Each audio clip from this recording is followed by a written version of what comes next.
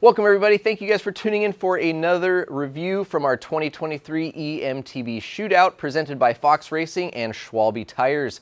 Today we're going to be reviewing the Evil Epocalypse. What do they call this thing? Yeah. What do they call it? The Amplified Forest Shaker. Let's get into it.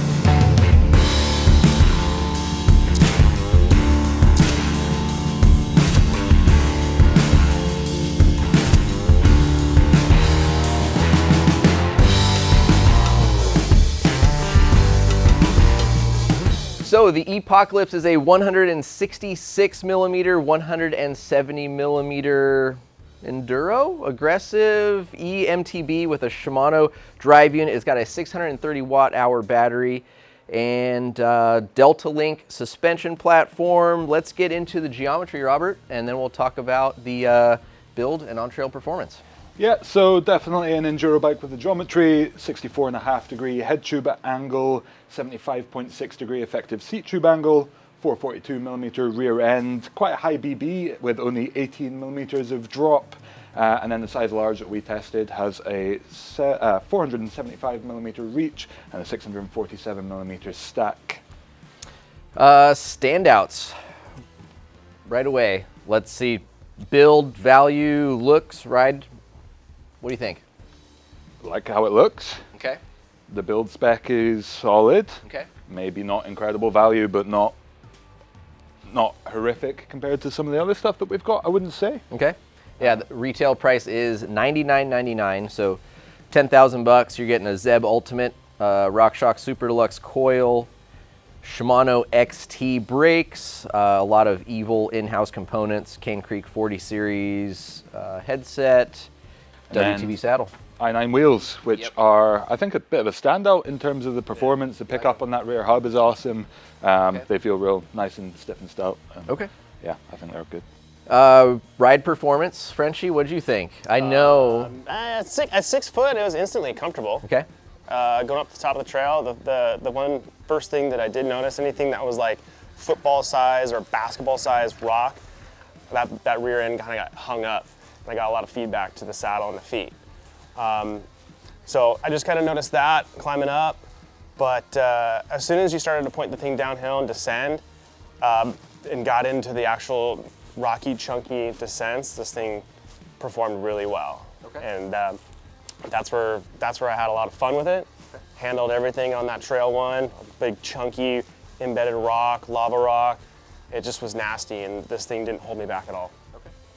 Robert, I know you also enjoyed the bike quite a bit. Yeah, I think in terms of the stuff that we have on test this year, this is one of the bikes that really inspired me to charge the hardest.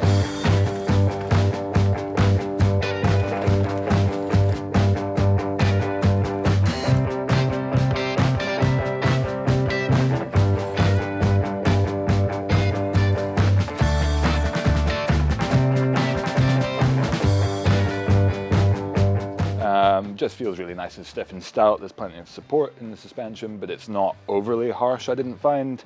Yeah, I think it's a super fun rig to push hard, and still retains a element of kind of playfulness to it. It's not a super long rear end, it's not overly long wheelbase in general, so you can still kind of dip in and out of tighter sections of trail, place it where you want on the trail. It's really good, I think. Yeah, I mean, at 54.6 pounds for the large, it definitely felt pretty agile. You know, I mean, it wasn't the lightest and the liveliest by any means, but like as far as changing directions, the bike went where you want it to. I'll kind of bring in some of the negatives, I guess, here, since that's what I'm doing. I found, like you, the suspension platform up and down, in my opinion, was stiff, harsh, chattery. It wasn't terrible by any means, but the same feeling that you were getting with that hang up Going up. climbing, I noticed on the downs, especially in high speed washboard type trails, like if there was a lot of braking bumps, or like some smaller chatter, you know, maybe like 2 to 3, 4 inch size repeated hits. When I got to the bottom on this bike, my feet were more tired, feeling crampy, and my hands felt it a bit more as well.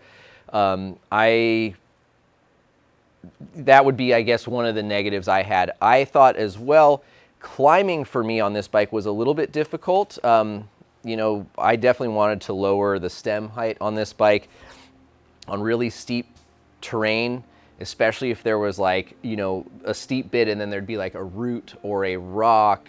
It just felt like the bike would naturally shift into a power wheelie. So I definitely felt more of a rearward weight bias. And that was kind of, I guess, two of the areas that stood out to me was a lack of that sort of supple feel in the suspension and a little bit of a higher, slacker seat angle and cockpit, which kind of had that front end picking up. But like you said, when you were motivated to ride this bike hard, there were some moments where I was like, oh man, I see what Robert's talking about. Like I saw what the other guys were saying where they're like, this bike is sick. Like I had those moments, but I just had a lot more other moments where I felt some of the other bikes were smoother, more compliant, and offered me the ride experience that I wanted. But at the same time, you know, only having ridden one other Evil, which was an analog bike years ago that I really didn't get along with because I thought it was really harsh and just kind of slow off the top. This is definitely an improvement and has changed my mind a little bit on how Evils ride. And I think e-bikes, as we've said before, I think the added weight of e-bikes can help make kind of stiff, harsher feeling suspension platforms feel a little bit better.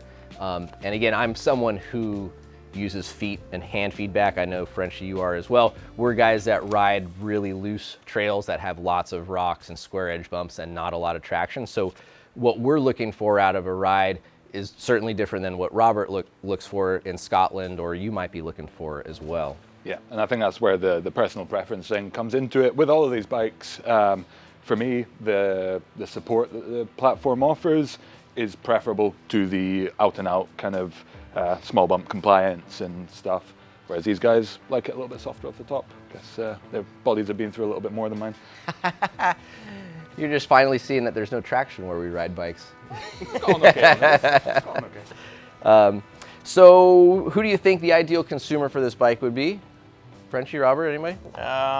Possibly somebody who's lives in an area where there's not a lot of rocky sections, maybe kind of like groomed flow trails, bike parky. Loamers. Loamy stuff, yeah. I think would be really good. Yeah. I think bigger hits instead of lots of smaller successive hits. Yeah. You know, because when you got this thing in and we're starting to bash on the travel and hit it, it would open up. But it's just when there was like a lot of it just continuing on, that's where I started to feel that fatigue and hang up come into play. Thoughts for you, closing thoughts? Yeah, absolutely. A bike for somebody who likes to charge hard, probably not the kindest bike for somebody who is either not pushing quite so hard or lives in somewhere that's just super loose and rocky. Yep. Did you guys notice noise coming from the suspension linkage, creaking? A little bit. That was something I did notice, and we did have to tighten some stuff up in here, I believe. We did, yeah, and there's a lot to tighten up. Yeah. Being an Evil. Okay. But do you think, from a consumer's perspective, spending $10,000, all this stuff would be anything that you personally would maybe deter you or be something to consider? I'd consider it, but I don't. We've not put enough trail time on this thing to test bearing longevity. Right. So how much of an issue it is, I'm not sure. Okay. But yeah, of course, with so many little bits to tighten up and maintain in there, it's going to be more mechanic time than if it's just a single pivot. Okay.